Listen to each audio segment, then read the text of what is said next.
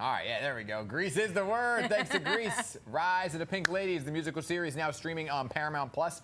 Features a soundtrack, which is making some big noise. Yeah, I am so excited for this series. And this morning we are talking to one of the cast members. So please welcome to the show the talented Mr. Maxwell Whittington-Cooper. There we go. Morning. Hi, good morning. Thanks for having me. Yes. I mean, who has not seen Grease? Right? How many times did you watch it before you actually became a part of this series? Oh my gosh, countless. And then once I actually booked it, I feel like I watched it every night while shooting. Literally. What an honor, though, right? Yeah, no, it's such a true honor. I feel like Grease is such a fixture in pop culture.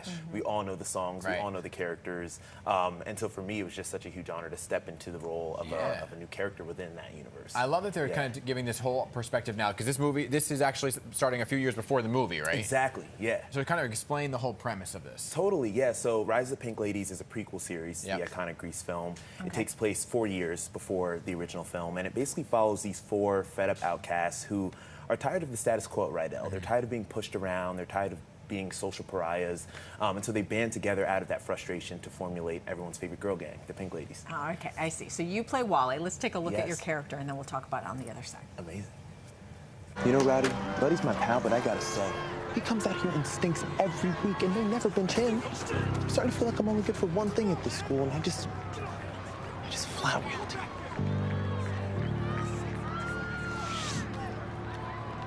Ah, forget it. Just feeling sorry for myself. I know this is all in my head. Oh, this is not in your head.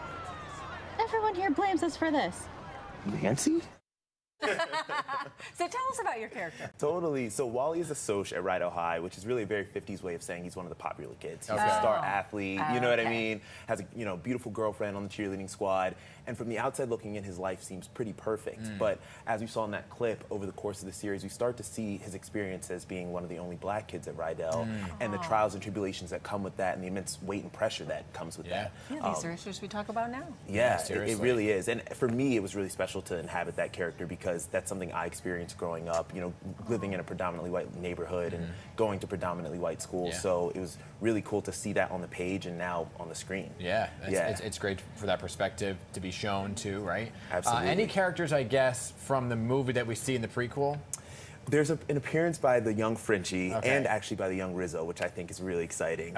So we have a lot of nods and winks to the original, which I love. And for folks that don't know, you are from where? I'm from New York. I grew up in Westchester, went to school in the Bronx, so this is home for me. Born and raised, And you talked about what you grew up with, like the experiences that you grew up with, kind of living out in this show. And so this series takes place in the 50s. And there is like a connection now from what was going on then and to what's really what everybody's talking about now. Right? Absolutely, yeah. I think, you know, that really was inspired by the original Grease film. It was a film that was a depiction of the 50s, but through the lens of the 70s. And I think we took that same charm and put it into our show, and it's a depiction of the 50s through, funny enough, kind of the lens of the 70s and 2023. So you kind of see this jubilee of eras in the show. Now you sing. I sing as well, Okay. All right. How many songs you sing in this show?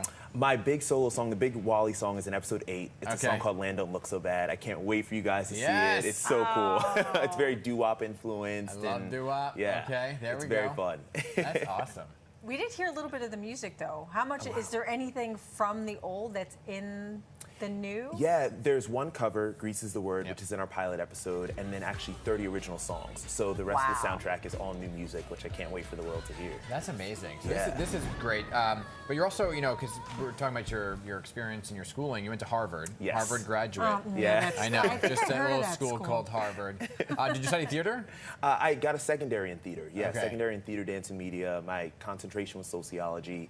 And it kind of helps me in acting, to be honest with you, because in sociology you're learning about people, you know, and society, and I use that even in Grease, learning about the 50s and what happened then, and applying that to my character and the world he inhabits. Well, you are one of New York's very own. What is it like for you to go from, you know, from what, did you ever think really that you would blow up like this and be on such a great show? I just can't imagine when you're a little kid and you're thinking, oh, you know, maybe I'll do this, maybe I'll do this, and now here you are. No, this really truly feels like a dream come true. You know, as a kid I would stand in front of the TV and dance and sing, and my parents would like record me, and you know, it's kind of mind-blowing to be here on this couch with you now and to be on an amazing TV show. Yeah, it's an honor. What's you still next? Have family here? Yeah, I do. My mom and dad are still here. My sister's right in Hudson Yards.